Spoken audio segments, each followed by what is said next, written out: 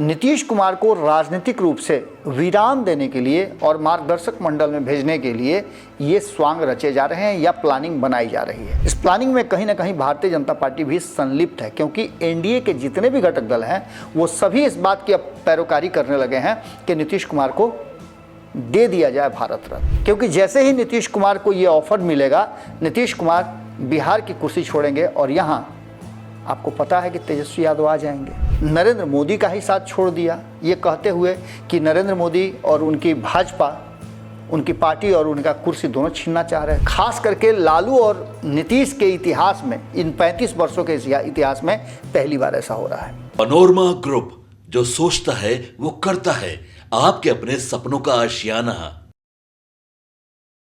नमस्कार, बहुत बहुत स्वागत करते हैं आपका। लगातार अब सुन रहे होंगे पिछले 48 घंटे से एक ही चर्चा चल रही है कि 4 जो विधानसभा के उपचुनाव के बिहार में घोषणा हुए हैं।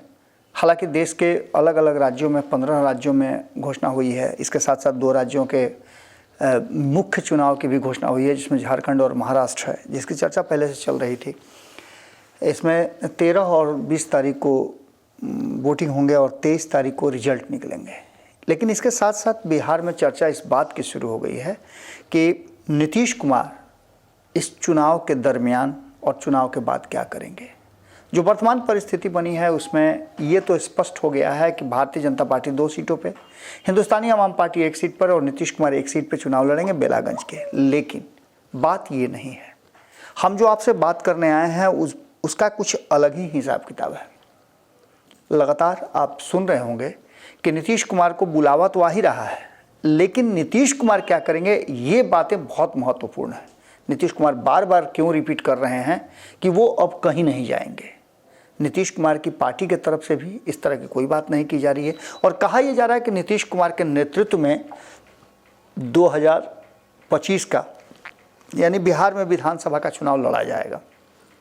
इसके लिए पूरी तैयारी, सभी तैयार हैं, सभी मान गए हैं।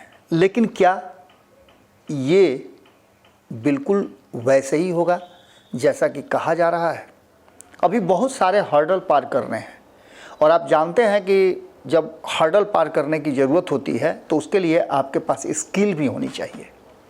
अब नीतीश कुमार को लेकर के कई तरह की बातें कही जा रही है। वहीं नीतीश कुमार के पास हिडन एजेंडा क्या है, उस एजेंडे को लेकर के भी चर्चाएं खूब चल रही थी। हमने कोशिश किया था आपको ये बताने का कि नीतीश कुमार 2 नाव पे सवार हमेशा रहते हैं।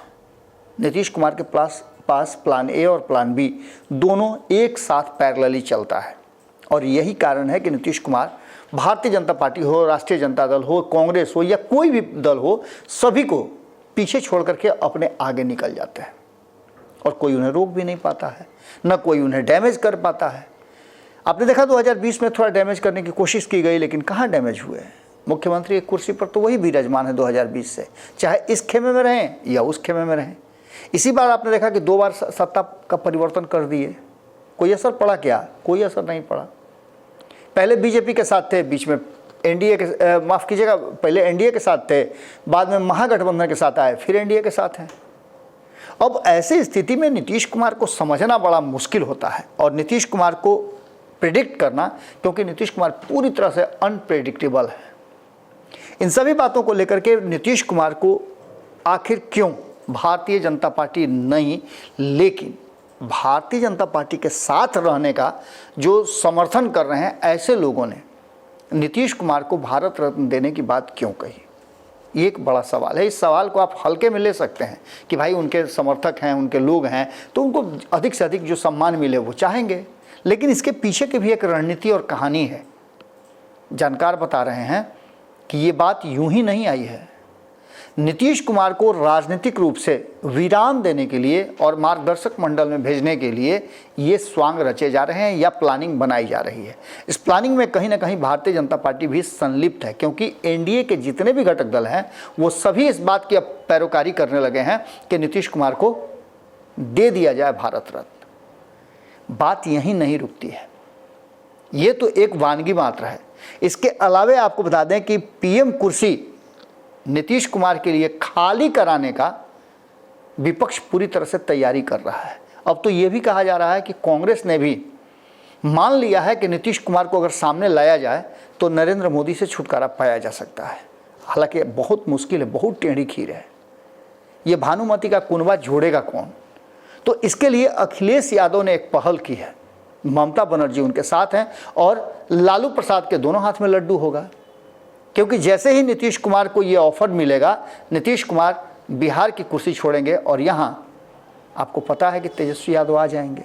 ये भी बात कही जा रही है कि कहीं ऐसा ना हो कि 2025 के चुनाव में कोई बड़ा खेल भारतीय जनता पार्टी और प्रशांत किशोर मिलकर कर दें। ये सभी बातें और सभी चीज़ों पे जोड़ घटाव किया जा रहा है। इस जोड़ घटाव में एक बात तो साफ नज़र आ रही है कि जो वर्तमान स्थिति बनी है उसमें हम कई बार आपको बता चुके हैं कि सबसे बड़ी जो बात है वो ये है कि ये प्लानिंग आगे पीछे करके नहीं होगी। अचानक से 12 घंटे के अंदर में सब कुछ खत्म हो जाना है। आसान नहीं है, लेकिन असंभव भी नहीं है, क्योंकि ममता बनर्जी ने ये बात जब स्पष्ट की है कि जब एक वोट से सरकारें गिर सकती हैं तो फिर यहाँ तो 32 लोगों की ज़रूरत है। आज से लगभग आपने देखा होगा कि 6 साल पहले ऐसी ही कुछ स्थिति आई थी। हालांकि तब भारतीय जनता पार्टी मजबूती के साथ अपने ही दम पर सरकार चला रही थी। 303 सीटें उसके प्राप्त थी, जिसमें 272 के आंकड़े से काफ़ी ज़्यादा थी। अब जो वर्तमान परिस्थिति बनी है उसमें 2009 एवं 2010 में जो नीतीश कुमार ने किया था, जिस तरह से नरेंद्र मोदी के से लेकर के उनको नाराज़गी थी और नरेंद्र मोदी को बिहार में चुनाव प्रचार से भी इनकार कर दिया था और इसके लिए नाराज़गी जाहिर की थी, वो नीतीश कुमार नरेंद्र मोदी के साथ लंबे समय से, यानी 2014 के बाद 2017 में जब साथ आए तब से लेकर के अब तक हैं, बीच में अगर 17 महीने को छोड़ दिया जाए तो। और जब भी नरेंद्र मोदी के सामने आ रहे हैं तो अलग अलग तरह का स्वांग कर रहे हैं। आपको याद होगा कि जब उत्तर प्रदेश में सरकार का शपथ ग्रहण चल रहा था, योगी आदित्यनाथ सरकार का, तो नीतीश कुमार को भी बुलावा भेजा गया था। नीतीश कुमार भी गए थे और जब नीतीश कुमार गए थे तो क्या हुआ था आप अच्छी तरह से जानते हैं। नीतीश कुमार ने जिस तरह से अभिवादन किया था, ऐसा लगा था कि ये बांस जो हमेशा खड़ा रहता है अचानक से इतना झुक गया कि लोगों को शक होने लगा कि नीतीश कुमार वही हैं। लेकिन उसके तुरंत बाद नीतीश कुमार ने एक और फैसला ले लिया और नीतीश कुमार ने उस फैसले के तहत नरेंद्र मोदी का ही साथ छोड़ दिया, ये कहते हुए कि नरेंद्र मोदी और उनकी भाजपा, उनकी पार्टी और उनका कुर्सी दोनों छीनना चाह रहे थे। अब ऐसी स्थिति में जो खटपट की शुरुआत हुई है और इसमें आग में घी का काम किया है गिरिराज सिंह ने, ये बिहार में खास करके लालू और नीतीश के इतिहास में, इन 35 वर्षों के इतिहास में पहली बार ऐसा हो रहा है। एक बार प्रयास किया गया था जिसको लालू प्रसाद ने चेकमेट कर दिया था, रोक दिया था। आपको याद होगा कि हिंदुत्व का एजेंडा लेकर के और राम मंदिर, बाबरी मस्जिद हटा करके बनाने के जो पक्षधर थे लाल कृष्ण आडवाणी, और हिंदुत्व को इकट्ठा करने के लिए उन्होंने जो रथ यात्रा निकाला था। अब यात्रा की बात करें तो बिहार में यात्राओं का दौर आपको पता ही है। उसी तरह से एक यात्रा जो है भागलपुर से होते हुए सीमांचल के क्षेत्रों में प्रवेश कर रहे हैं गिरिराज सिंह, जो कि नीतीश कुमार की राजनीतिक प्रकृति के बिल्कुल विपरीत है। तो यहाँ आग में घी का काम हो रहा है और ऐसी स्थिति, ऐसी बातें नीतीश कुमार बर्दाश्त नहीं करते हैं। एक बहुत ही महत्वपूर्ण बात है और ये बात है कि अब इस तरह से गिरिराज सिंह की यात्रा का शुरू हो जाना और उस यात्रा को लेकर के जनता दल यूनाइटेड का ये कहना कि सीमांचल में बहुत कुछ किया है नीतीश कुमार ने। दूसरी तरफ अमित शाह की, गिरिराज सिंह की यात्रा को आप सीधे तौर पे अमित शाह से जोड़ करके देख सकते हैं। बिहार भाजपा में दो हिस्से हैं, एक हिस्सा जो दिल्ली से सीधे गाइड होता है और एक हिस्सा जो किसी और इशारे पर चलता है। इन दोनों को मिलाकर के भारतीय जनता पार्टी दो हिस्से में बटी हुई है। एक नीतीश कुमार के सपोर्ट में खड़ी रहती है, वो भी, और फाइनल है कि वो दिखावा है, ये अलग बात है। क्योंकि जब भी ये खेमा जो आज नीतीश कुमार के साथ खड़ा नजर आ रहा है और नीतीश कुमार के पक्ष में बातें कर रहा है, गिरिराज सिंह के इस यात्रा से अपने आप को अलग कर रहा है, ये सारा का सारा कुनबा नीतीश कुमार की सरकार का अंग है, हिस्सा है। और यही वो लोग हैं जो आज से कुछ ही दिन पहले जब सरकार में नहीं थे तो नीतीश कुमार को खड़ा होने का जगह भी नहीं छोड़ रहे थे। तो इन सभी परिस्थितियों को नीतीश कुमार समझ रहे हैं और इसके चलते नीतीश कुमार की जो हिजन स्ट्रेटजी है कि अगर नीतीश कुमार की बात नहीं मानी गई और नीतीश कुमार के शर्तों पे अगर समझौता नहीं होता है, भाजपा नहीं चलती है, तो फिर क्या किया जाएगा। इसके लिए कहीं ना कहीं भारतीय जनता पार्टी भी पूरी तरह से तैयार है और इस बार नीतीश कुमार कोई फैसला ले उससे पहले भारतीय जनता पार्टी पूरी तरह से उनके स्ट्रेटजी को, सभी स्ट्रेटजी को डिकोड कर रही है। कारण कि इस बार नीतीश कुमार के खेमे में भारतीय जनता पार्टी ने पिछले रास्ते से एक ऐसा सुराग बना लिया है जहां से छन छन करके सभी खबरें नीतीश के हर एक्टिविटी उसके साथ आ रही है। और यही कारण है कि बार बार नीतीश कुमार, अभी भी आपको बता रहे हैं कि अनप्रेडिक्टेबल है नीतीश कुमार। जो लोग नीतीश कुमार के खेमे में भारतीय जनता पार्टी की पैरोकारी कर रहे हैं या फिर नीतीश कुमार के हर एक्शन प्लान का भारतीय जनता पार्टी के शीर्ष नेतृत्व को जानकारी दे रहे हैं, उन्हें भी पता नहीं चलेगा और नीतीश कुमार अचानक से खेल कर देंगे। इसके लिए नीतीश कुमार माहिर माने जाते हैं। पिछले ही बार 2022 में जो हुआ था उससे आप अछूते नहीं हैं। यानी कि अभी भी नीतीश कुमार लाख कह लें, लेकिन नीतीश कुमार पर भरोसा नहीं किया जा सकता है। भारतीय जनता पार्टी इस बात को अच्छी तरह से जानती है, इसीलिए उसने डिकोड करके गेम से पहले ही गेम कर देने का पूरा प्लान बना लिया है।